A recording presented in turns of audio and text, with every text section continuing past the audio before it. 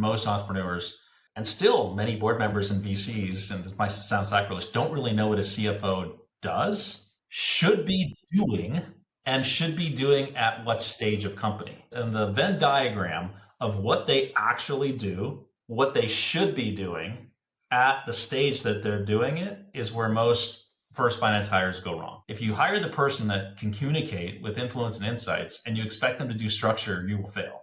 If you hire the person for structure and you expect them to communicate with influence and insights, you will also fail. Finance people need to understand this because, and I was guilty of this for my first 10 years of my career. Perfection and being perfect and being 99% accurate on your forecast was the goal. That's how we all thought we got promoted because we just knew everything about the business. It actually works so much against us as finance people because nobody else operates this way. CEOs operate with instinct and opinions and seat of their pants, and they don't want to have a perfect budget. Welcome to Turpentine Finance, a podcast where we talk with top founders and finance leaders about what it takes to architect success. Our guests speak candidly about big business inflections, market curveballs, and how they approach decision-making so that you have the tactics and mental models for when the pressure is on. I'm your host, Sasha Orloff, founder, CEO, and self-professed finance nerd. You ready? Let's dive in. Well, I am excited today because we get to meet one of the most well-known and incredible finance leaders of our generation, the CFO Whisperer himself, Jim Cook. And Jim's background is just insane in case you live under a rock and you just have no idea who he is. But key finance roles in the early days of Intuit, one of the most successful software companies of all time, co-founder and original finance lead at Netflix. You've probably heard about that before. Serial CFO, Wine Stopper, DevX, Newvine Logistics, Business.com, Mozilla, Orbital Insight, and now the founder and managing partner of BenchBoard, an advisory company focusing on scaling leadership and operations teams. So we all know companies come in all sorts of sizes, stages, profitability. CFOs work on big ambition teams, super cash flow positive things. There's one common theme. How do you best work with ambitious and, speaking from firsthand experience, sometimes challenging founders? And how does that impact CFO decision-making? So let's see if we can get some good nuggets out of Jim. Welcome to the show, Jim. Thanks, Sasha. Wow, you made me sound so much better than I probably am, but I appreciate it. I think you made me. I think the better summary is I'm old. I've been in the Valley for 30 years. And all those companies weren't nearly famous when I was with them. But hindsight's 2020, and history, when you can project it in your own words, is always better than the reality. But we can get into that. Retelling our history to lead up to this exact moment in time is one of the fun parts about Silicon Valley, getting to work in startups. It's like fishing. The fish always gets bigger and better and all that other stuff. But when you're in the moment, it wasn't as glamorous as all that. But it was fun. All right, let's dive in because you said, some of these ideas, you then never knew how big and successful they really could be, maybe a decade or so later. But so as we think about sort of being in the seat of a finance team or a CFO of a big, ambitious idea, one of the things that comes top of mind when you think about big, ambitious ideas is being unprofitable for years. And so as a CFO, that probably has its own set of challenges. So as we start to think back, let's see if we can dive in to learn about some early lessons. So at Intuit, you're one of the first 100 employees from the first fundraise with Kleiner Perkins through a member of the IPO team. Obviously, must have been such an incredible experience. Any advice on how did that role evolve over time? Yeah, I wish I was giving myself this advice, my 27-year-old advice now, 30 years later, but that was 1991. And I was drinking from a fire hose.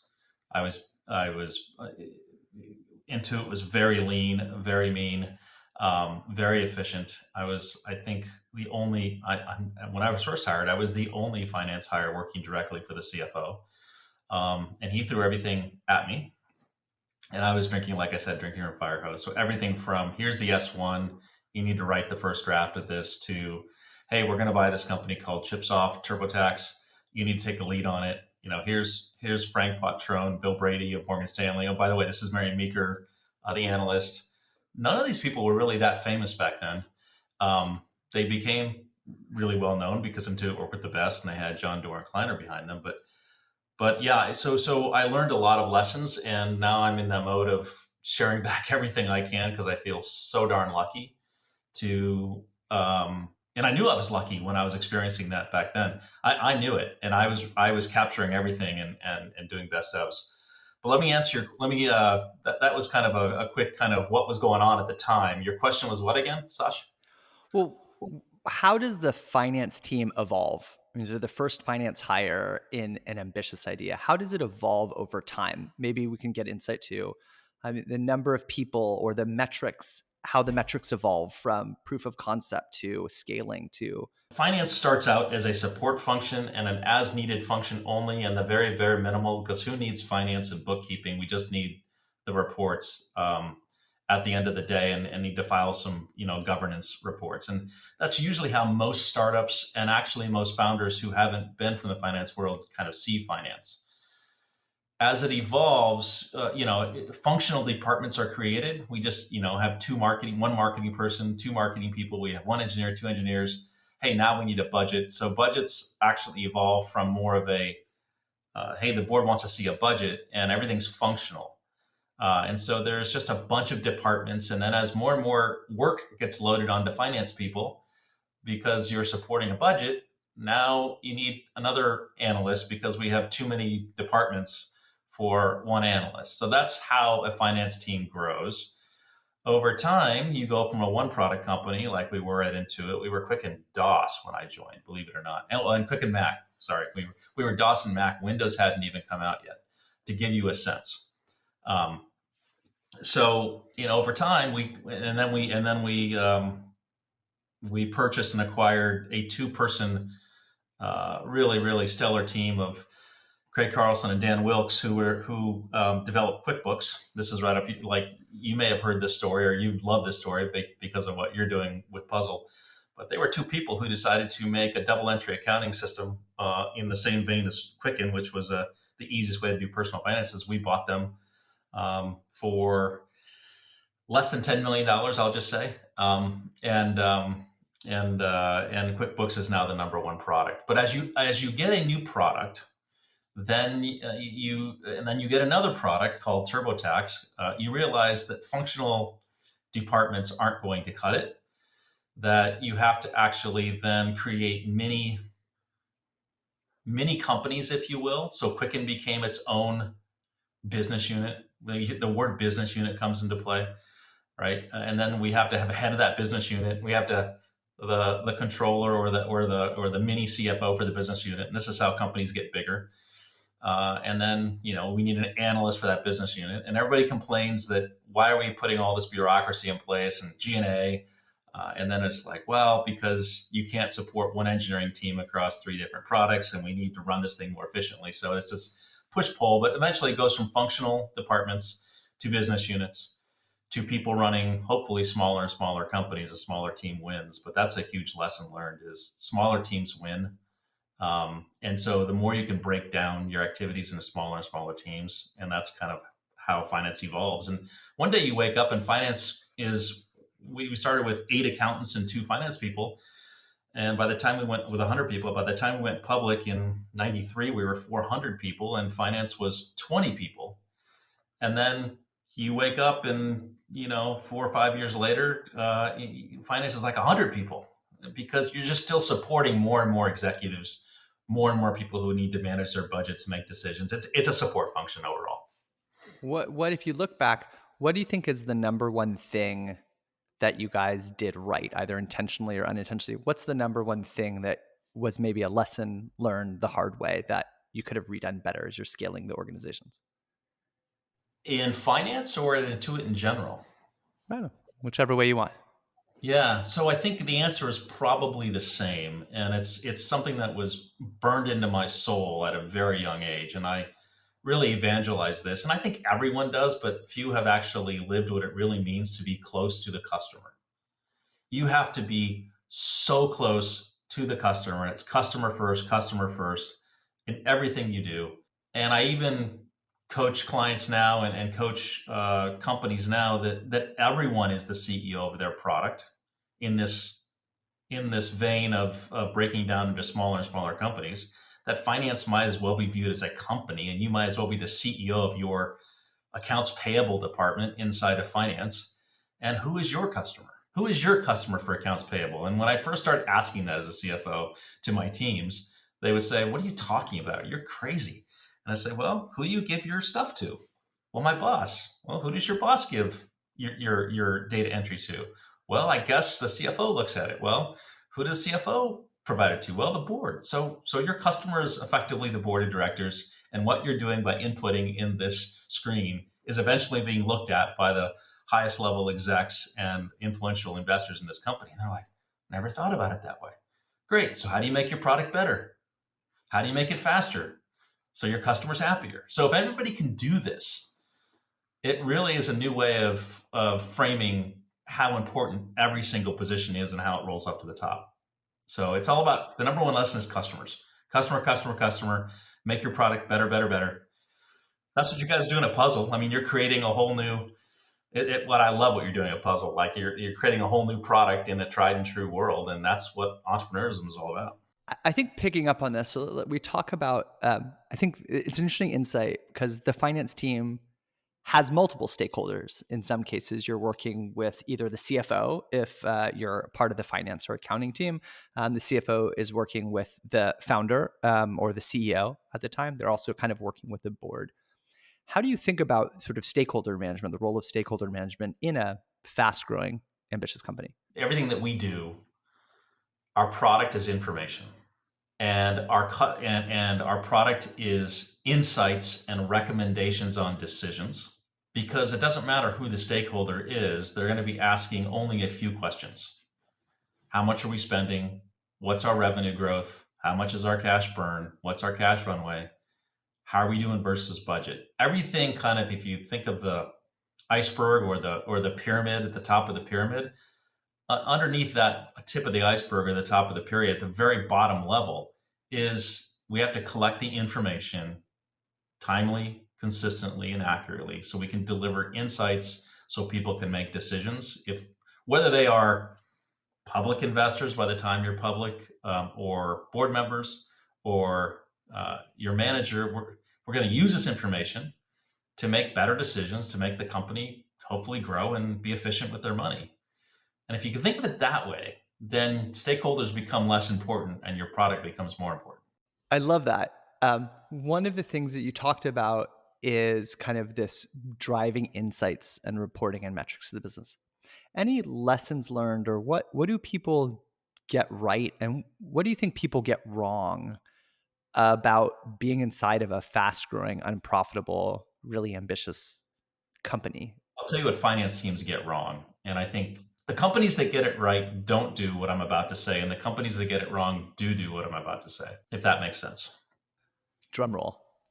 It is about not being perfect. I've talked about this in other podcasts. It's about making strategic bets, that understanding that nobody, I'll say it differently than I have before, that no humans can predict perfectly. Otherwise, we'd all be trillionaires because we would know the stock market. We would know who won the Super Bowl.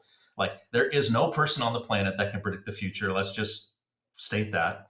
And if that's true, then trying to predict your finances accurately and the decisions we're going to make is fool's gold, is fool's error. And if that's true, then what percentage of right are we willing to live with, and what percentage of wrong are we willing to live with? Once you can understand that you're playing on the risk curve of strategic bets, and finance people need to understand this, because, and I was guilty of this for my first 10 years of my career. Perfection and being perfect and being 99% accurate on your forecast was the goal. That's how we all thought we got promoted, because we just knew everything about the business. It actually works so much against us as finance people because nobody else operates this way. CEOs operate with instinct and opinions and seat of their pants, and they don't want to have a perfect budget. So you automatically are showing up with perfection, and they're showing up with, I don't really need you to be perfect. I just need a good enough answer so I can make a good enough decision. So if I could teach everybody one thing, it's how to play strategic bets on the 80% or higher curve, and then course correct really quickly and turn that 20% error and actually focus on the 20% that you got wrong and make it 85% right and make it 86% right, 87% right. Because when we start operating that way, we operate more like a business partner and less like a perfect model that has to be right, which is just, it's just full of problems.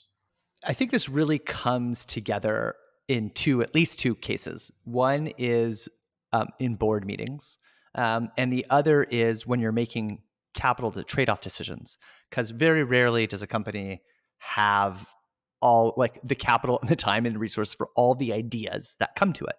So if we think back to those two examples, what can we learn about that mindset when it comes to preparing for a board meeting and likely getting questions that maybe doesn't have a perfect example? How do you represent that and have that discussion at a board level?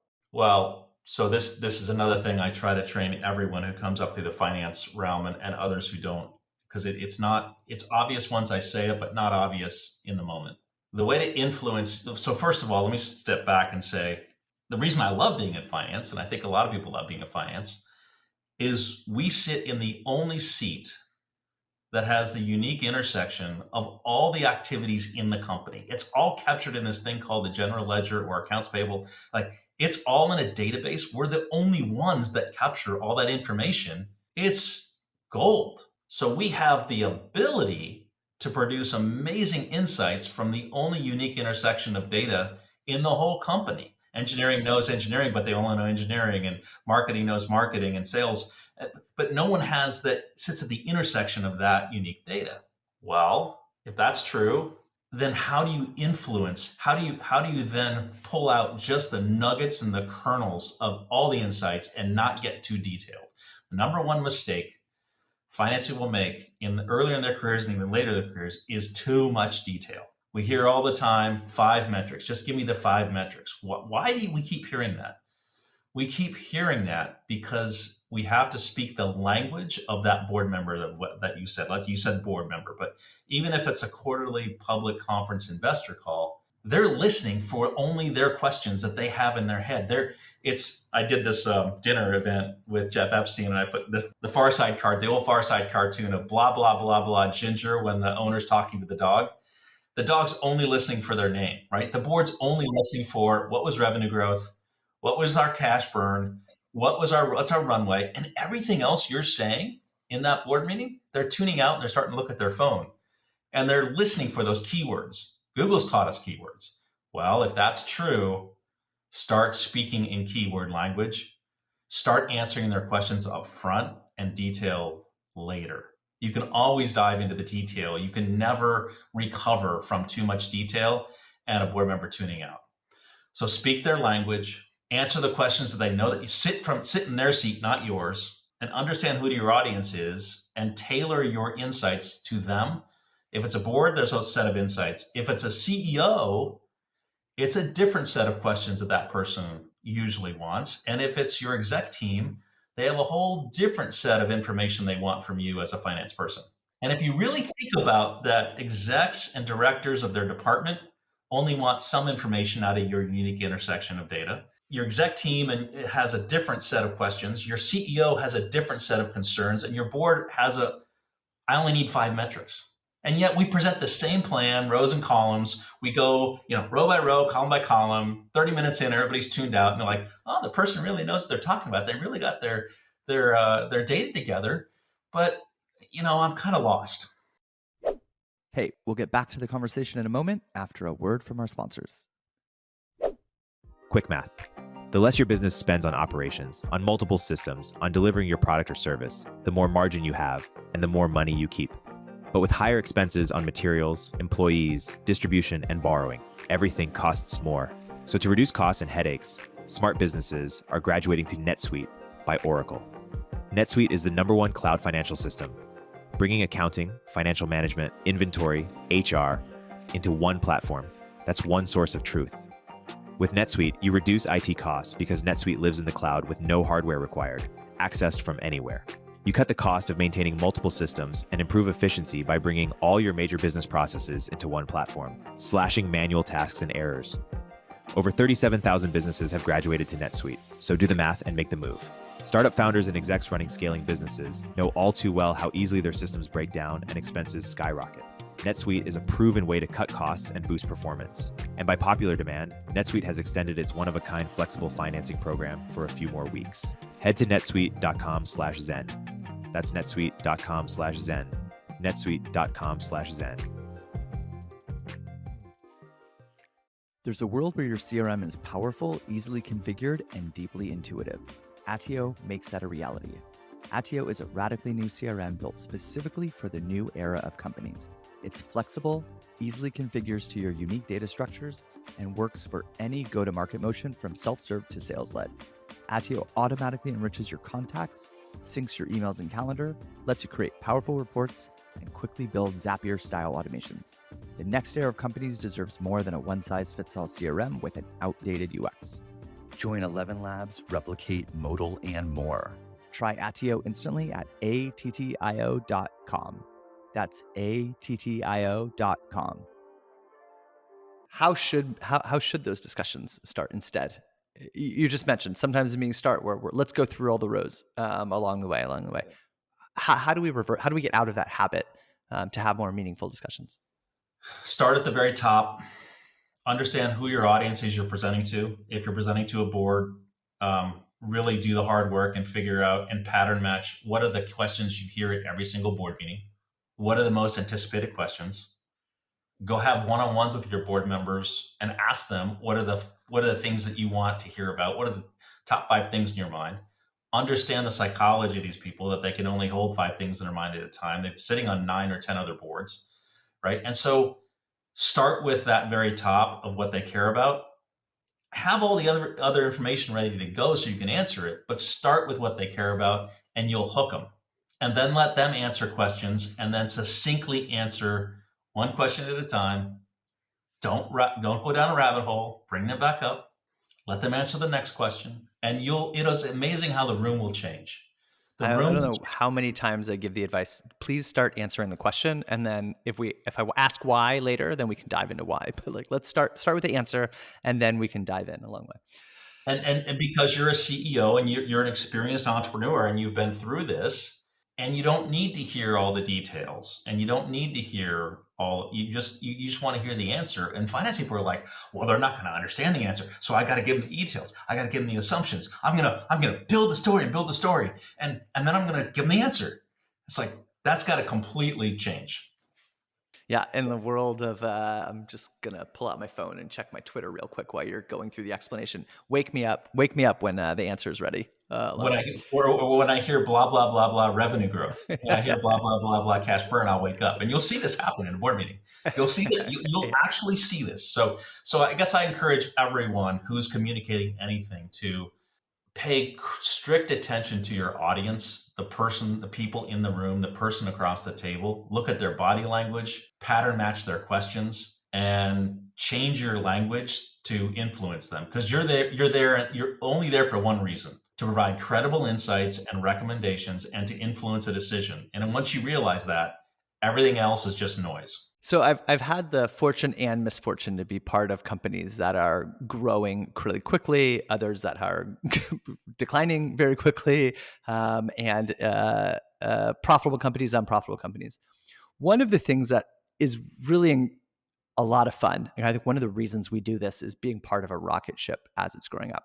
And one of the things that happens in a rocket ship is you're attracting more capital and more opportunities as you're expanding the TAM, the total addressable market, or new opportunities just come up. Let's think through or talk about a little bit of the role of a CFO or a finance org in an area, an opportunity of abundance, where there's more opportunities than you have the capital or resources to do it. How do you effectively have those conversations? One, in the situation where there's just a lot of opportunities, is it literally just what's the top line revenue addition? And then second, if you are, there might be a decision that the CEO, like you said, goes on a gut instinct and says, this is the one I want to do.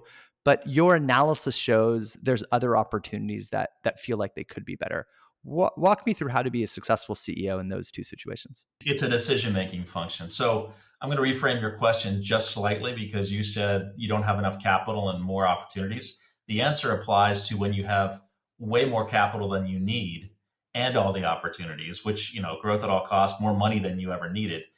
Those mistakes are made the same way. The mistakes are, young companies make the mistake of doing too many things, period. They don't know how to prioritize, period. And you need to only do one or two things at a time and make the hard choices and constrain what I heard a long time ago, and it really sunk in with me, that constraint driven innovation is the key to success. Even when you have all the money in the world, you artificially constrain and don't spend it. And just because you have it, you don't do 10 projects, you still do the one project. Why? Because the distraction and the focus of the organization to get all the wood behind that arrow of that one project and get it over the finish line is super diluted when those people are trying to do 5 products at the same time. You can do 5 products at the same time, and all will be mediocre to less than average.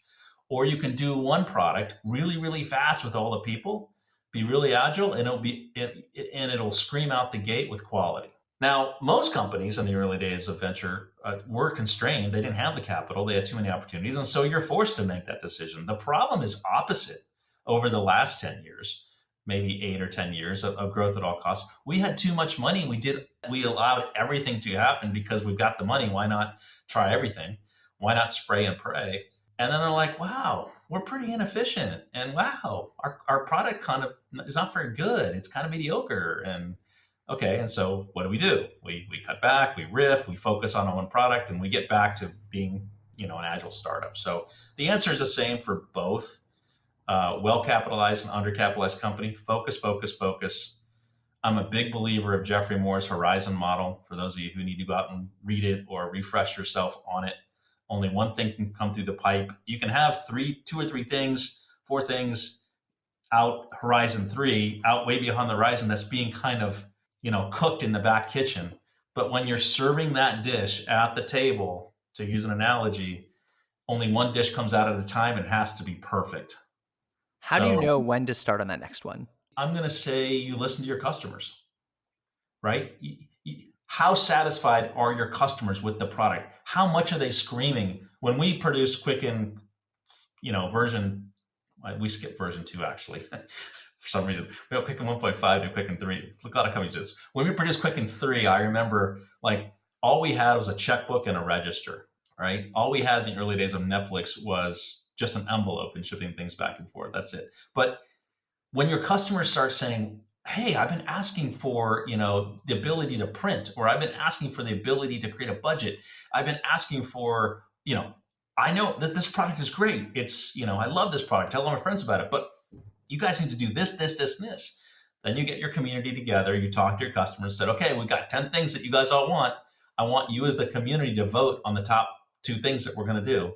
And we're going to launch. Bill.com did this great. So in the early days of Bill.com, Renee came from Intuit.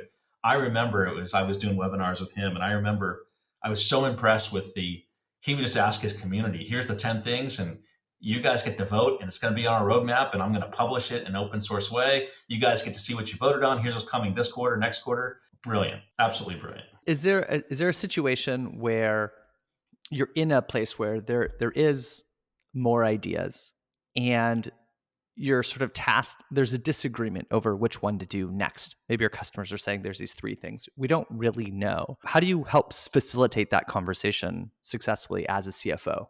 I bring in the analogy of being a venture capitalist. So if we're being the CEO of our product, now we're being an investor of our time. All great ideas are good ideas, but a venture capitalist will tell you, that's a really good idea, but it's too small of a business. It's only going to get so big.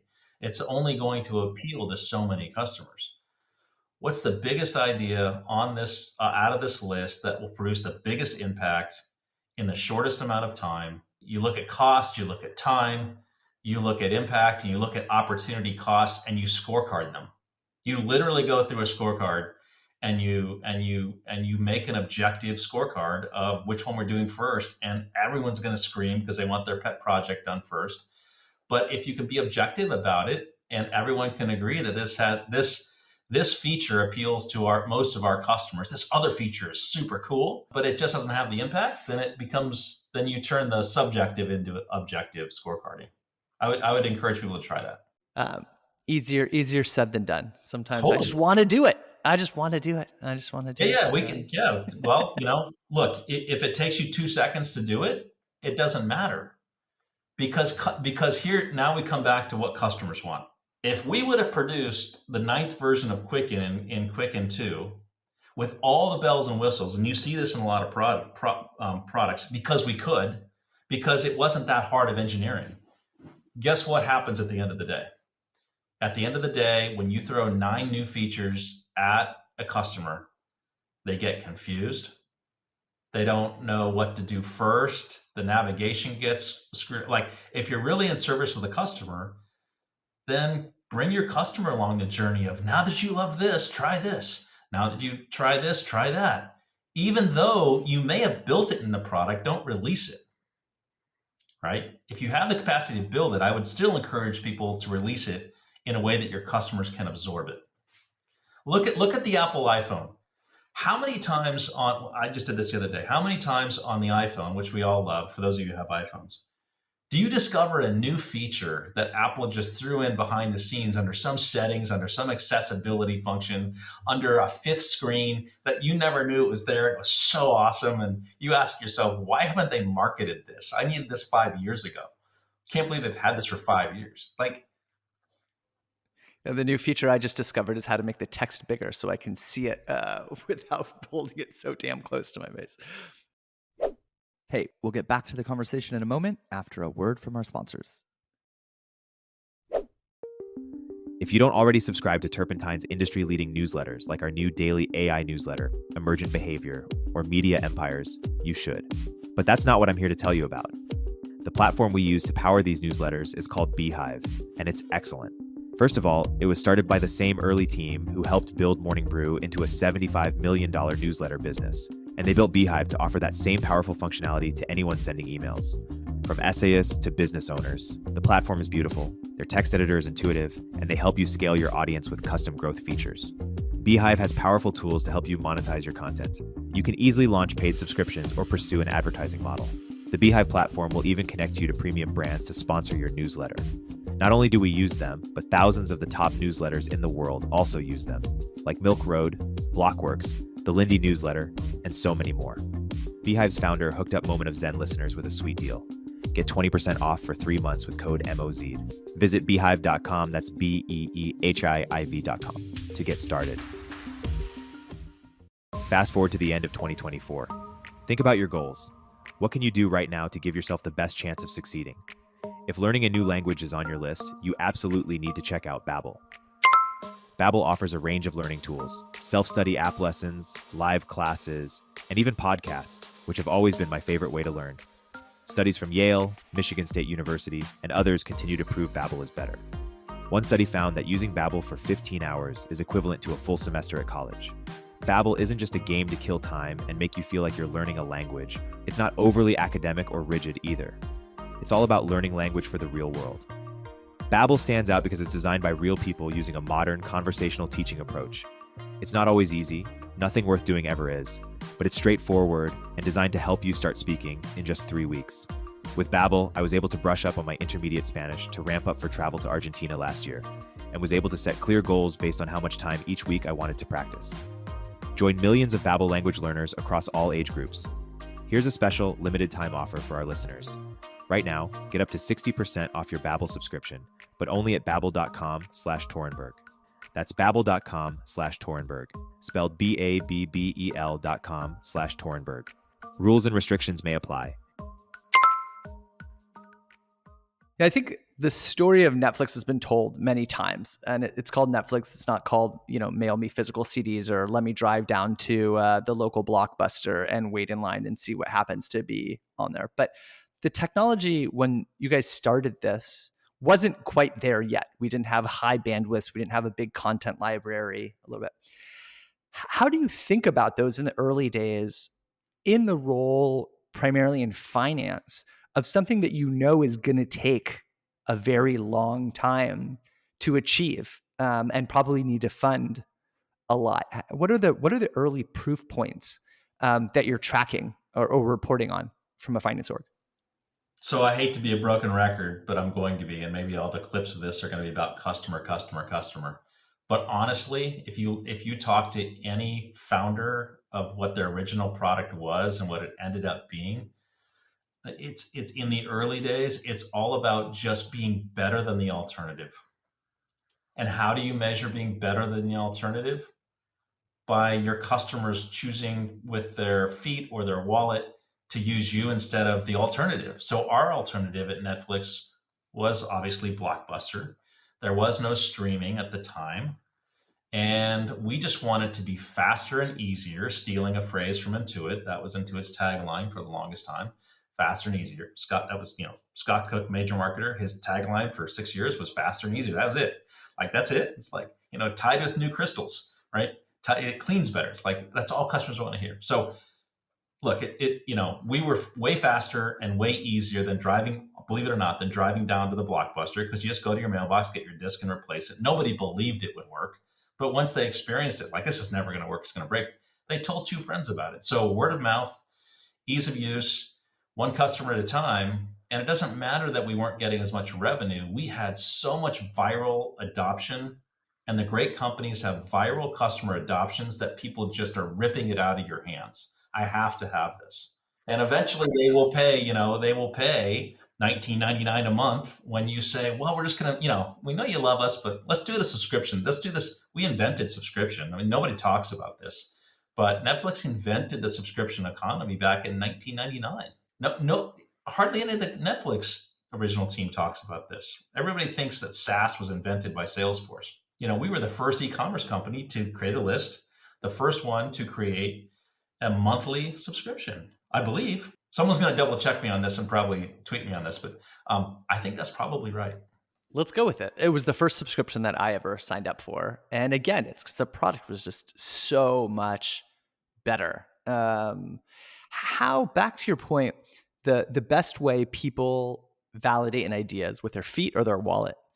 When you have a company that's just taking off and it's taking off virally, what's your recommendation or learning back on when to start monetization? Because some of the advice is you should start monetization right from the beginning. That's the best way to do it. But in other cases, you might be forgiving the ability to build a huge franchise by having this like viral growth take off. When do you start? I'm going to give the non-CFO answer because I'm more of an entrepreneur than I am a CFO. CFO is my title, but I've done many things, including all the logistics and operations at Netflix. So I consider myself more of an entrepreneur, but I try to be a good pattern matcher. And if you look at all the great companies that were built, they didn't monetize for much later. We talk about having to get profitable quickly in today's day and age. That's just a knee-jerk reaction to the last 10 years of, the ZIRP, zero interest rate policy of growth at all costs. But if you really look back in the history of Silicon Valley and venture capital, it's pretty obvious that customer. It got to a point in 1999 where we were selling eyeballs, right? We didn't have any revenue as e-commerce companies, and the dot-com bubble is like, all you need are people looking at your webpage and you'll be successful because we can monetize later. That's not wrong. The value that Wall Street put on those eyeballs was wrong, but the sentiment was right. The sentiment was, if you have a great product and customers use it, and I'm going to add one more thing to it, and they tell 2 friends about it, the great VC should fund that company every single time. Google didn't monetize anything for 5 years. People forget this. They launched the 18th search engine. I'm a big historian and I'm a big pattern matcher. They were the 18th search. People don't realize that they're the 18th search engine in 1999 when they came out, maybe 98. There were so many, like Alta Vista, Excited Home, Ask Jeeves. You can go down the list. Nobody was really using them or monetizing them. It wasn't until 2004 when they said, let's try this thing called AdWords. And we're going to put this thing on the side, this bar on the side of all the search results, and we're going to sponsor it. And if people click on those, we'll get paid. They had literally zero revenue for 5 years as the best search engine. Well, hello, Twitter. Where was Twitter's revenue model? Where is it today? I'm not really sure. but Twitter got to be worth famous $44 billion from Elon, not from a revenue model. Right. Right. So get customers, do a good product, and you could figure out revenue later for sure. I'm a huge believer in this, right? Get people to virally talk about your product and the money will come. Seek out that money and say, hey, we're going to put you behind a walled garden. We're going to put our article behind this walled garden if you're a media site and you can only see it. Historically, that is ripe with failure. That is ripe with making yourself an average company. You'll get revenue, but you'll be a small company that's growing slowly, and you won't explode like most venture capital investors want. So yeah, I wish we could reteach these lessons of Silicon Valley, that it's customer, customer, customer. It's word of mouth, word of mouth. You can always monetize later. I'm a huge believer in that. So as you grow this, let's say you're in this business model and you're growing really quickly from a customer perspective, and you're kind of delaying monetization because we've seen it time and time again build bigger businesses if there's this sort of viral takeoff. In most software companies, there's this big expense line, which is talent and engineers to build software companies. They have these superpowers. And I think one of the lessons learned at least publicly from Netflix, felt synonymous with talent. No company can ever afford all of the talent that they want to hire because, well, A, players are expensive, and being like, as a CFO whose primary job is sort of managing the money of an ambitious business, how do you think about what's the right amount to allocate towards talent and hiring the best people? So I'm going to weave this all together because these questions are all kind of coming together from in this conversation, which is great. Which is because we're focusing, because we're constraining innovation and saying we're only do one or two things at a time really, really well. We don't need that headcount right now. We're only going to hire a certain amount of headcount to make a quality product, and then we'll hire more later. There are very, very, very few rocket ship companies. The other fallacy of Silicon Valley is that, it's rocket ship. It just took off, what's the phrase? It was 7 or 10 years overnight. It's an overnight success story in 7 or 10 years. Look at every single great company. It took 7 or 10. It was not an overnight success company. You just have to make it 7 or 10 years to become an overnight success. And the way you make it is to conserve your capital, focus on customers, make them happier, one feature at a time. And let me retract I don't want to leave the impression that you do this, that you monetize, you give your product away for free. So we may be delaying monetization, but I'm also a big believer that that free is equated with a customer reaction of it must not be worth a lot if it's free. So it's this almost Lexus or Apple iPhone mentality. They're willing to pay a certain amount, and they equate that amount with value, minimal. But there is actually a minimum value that is higher than most entrepreneurs think. That is expensive enough to make it feel valuable to me, but not expensive enough that I need to go get a signature from my CEO. So yes, charge something because they equate price with value. The customers equate free with lack of value. If it's free, it must not be very good. Like, I'm a huge believer in this. So charge something. And then as these new features get bundled, use the classic pricing methodology of packaging your pricing into, we're going to institute this new subscription. And if you want these 3 features that 60% of our customers don't really want, but 40% do, that's going to be twice as much money. And if you want these other 8 features that only 20% of our customers want, then it's going to be 5 times the money. Well, guess what? 20% of all companies deliver 80% of the revenue, and that's how you monetize. You do this funnel of generating your 80% of your customers up through that funnel to 20% of the monetization. But you have to start with 80% at a base rate. Yeah. So I want to talk about BenchBoard, but before we do, you've had so much experience and you give all this advice to CFOs about how to build and be a better CFO. Let's say I'm a founder, maybe a first-time founder. I'm starting a company and it's starting to grow enough to a point where I need to make my first finance hire. What's your recommendation to me as a founder hiring their first CFO? I go through an exercise explaining what a CFO actually is, because most founders I will make a generalization that most entrepreneurs, And still, many board members and VCs, and this might sound sacrilege, don't really know what a CFO does, should be doing, and should be doing at what stage of company. And the Venn diagram of what they actually do, what they should be doing at the stage that they're doing it, is where most first finance hires go wrong.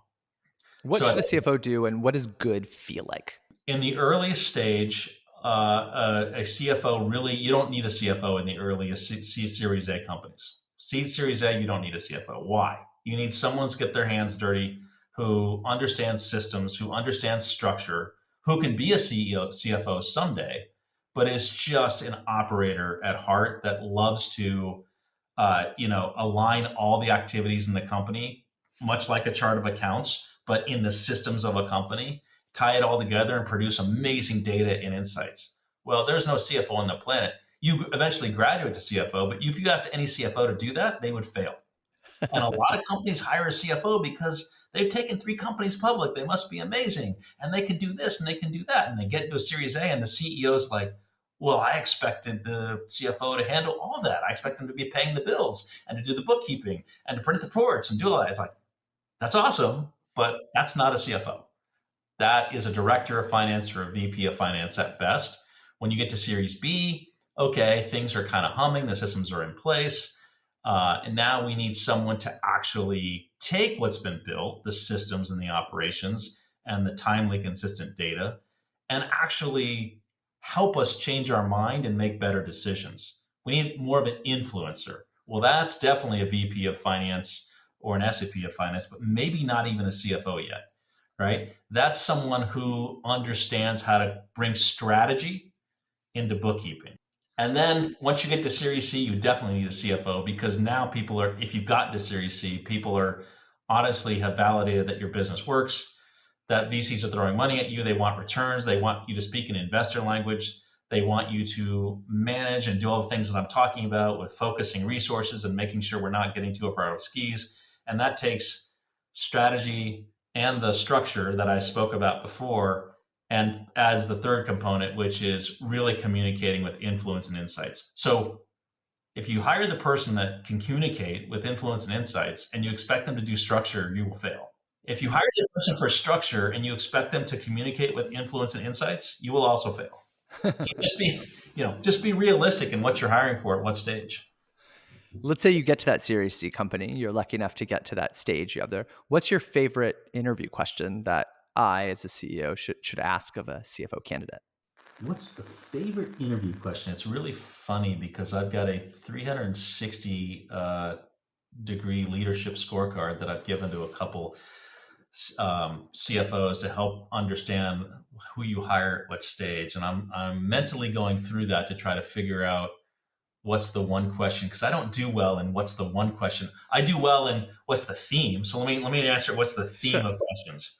What's the theme of questions? Tell me how you take what you know and how would you lead our decisions with everything you know as a CFO. Let's assume that you know everything about our business. How would you lead us through an executive team meeting or the board to make the right decisions?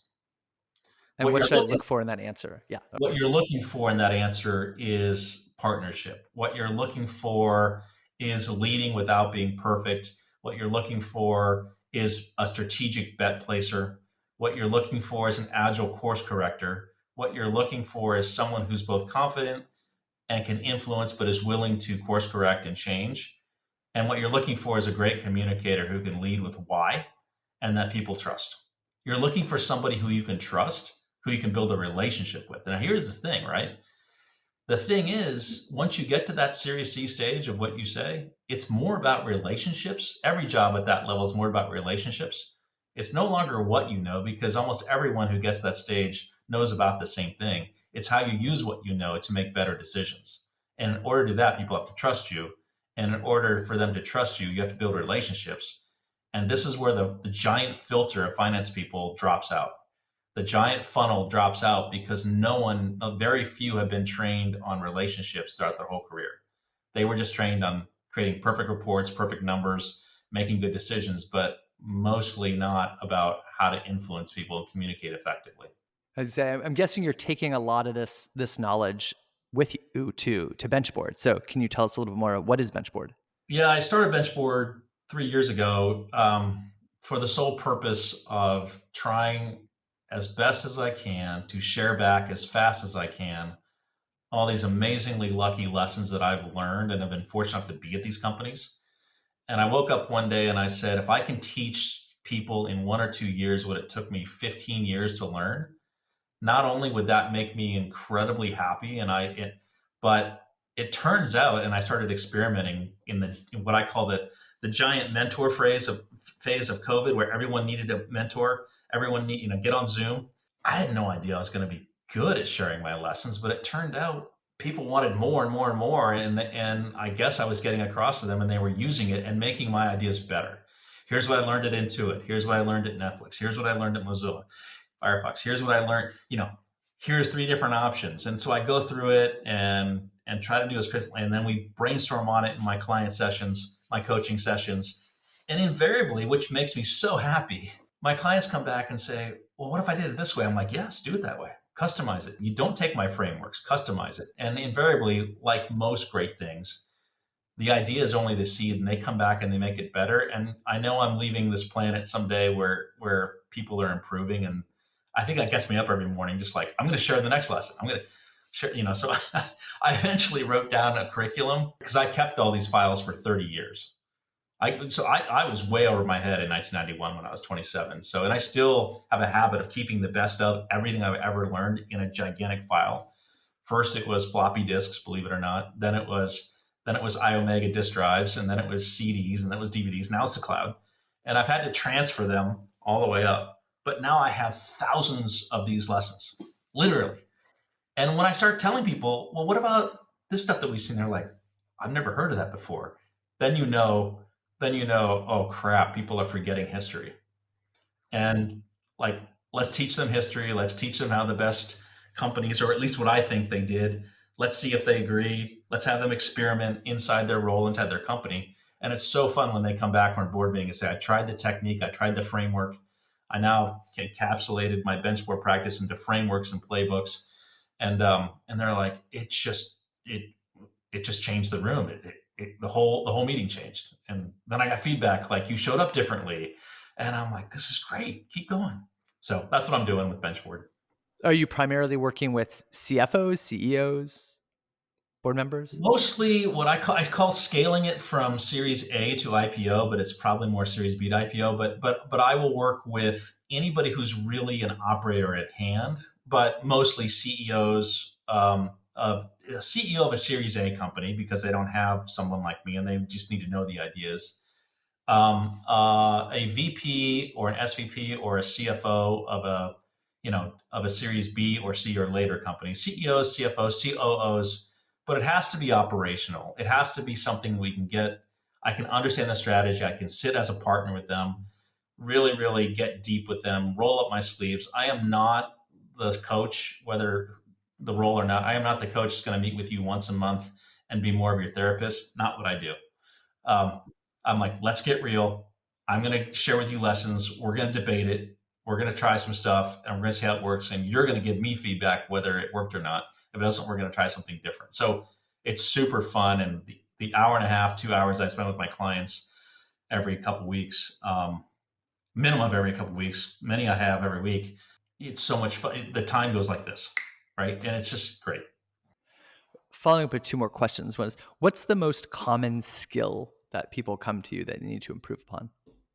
That's a great question, because I've been trying to pattern match that. And so I came up with the top 12 themes about 3 years ago of what I thought people needed to learn. But the one that's rising to the top is communication. It's having confidence. Like, here's what's interesting. We talk a lot with all my clients, and these are some high profile people, and they're really good communicators one-on-one, but they're not great communicators in a group, or most aren't. There's a little bit of it. Everyone has it. There's a little bit of imposter syndrome. How did I get here? I'm not sure I'm qualified. And so they have all this data at the unique intersection of data and insights. And they have all these insights, but they're reticent to actually encapsulate it in their own point of view with their own recommendations and their own strategic bets. And I really push them through that uncomfort zone of what is your point of view on this subject? Oh, and they'll tell me, oh yeah, well, I see it all. And they start getting really passionate. Have you ever said that in let's clean that up. Let's clean that up because let's make it short and punchy. But let's say that in next, no, I could never do that. That would be telling the engineers what to do. I'm like, no, you're framing it wrong. So it's about how they think about their communities. You're going to frame it with powerful questions. You're going to frame it with leading with why. You have all these insights after why. You need to lead with that. Here's how you say it when you're leading with why. Here's how you ask a question when you already know the answer. This is how you do it, right? I'm in the middle of True Detective season 4 and Jodie Foster constantly. That's not the right question. That's not the right question. That's not the right question. What's the right question? And we've learned this, Sasha, from the best board members that we've ever been around, right? So I've also been fortunate enough to be a real listener of some of the best in the industry, whether it's Scott Cook or Bill Campbell or Reid Hoffman or, Reed Hastings or anybody. You listen and go, these people are incredibly successful. How is it they communicate? And when you start listening for greatness, you start seeing the patterns that they rarely make a statement. They almost always lead with a question. I love it. Is there any piece of advice that you constantly give that people just don't listen to that you wish they would? Let's go. General advice to the CFO community or the CEO community. What's the most common piece of advice that you wish people would listen to more? I'm just going to go with stop trying to be perfect. Stop trying to be, let's change the word to precise if you want. Stop trying to be precise. Nobody wants precise. Well, I get an argument about that a lot. I get a huge if I'm not precise, I'll be fired. And I literally will get in conference room cocktail conversations after a few drinks and things are a little bit more relaxed. And I say, can I make a case that you will be fired eventually from being too precise? Let me walk you through example after example of you said all the right things, you did all the right things, and they replaced you with somebody who was more strategic. And that somebody who was more strategic, that strategic CFO, was not precise. Am I right or am I wrong? And to a T, they'll realize that strategic CFO, that person was just kind of they just said things and waved their hands and they really weren't right. And I'm like, yeah, but why were they effective? They didn't need to be 100% right. Yeah, get out of your own way and be part of your audience and be willing to be wrong and course correct with all the data. And the cream will rise to the top. You will rise faster that way. I love it. I love it. How can people find BenchBoard or how can people get a hold of you? Hit me up on LinkedIn for sure. I'm in the process of building a new website. So if you go to benchboard.com, I will tell you right now that it's really, really poor. I built it myself 3 years ago. So I'm hiring a marketing firm to build that. You can find me on Twitter under CookFlix. You can find me under LinkedIn under BenchBoard or just Jim Cook. You can hit me on text.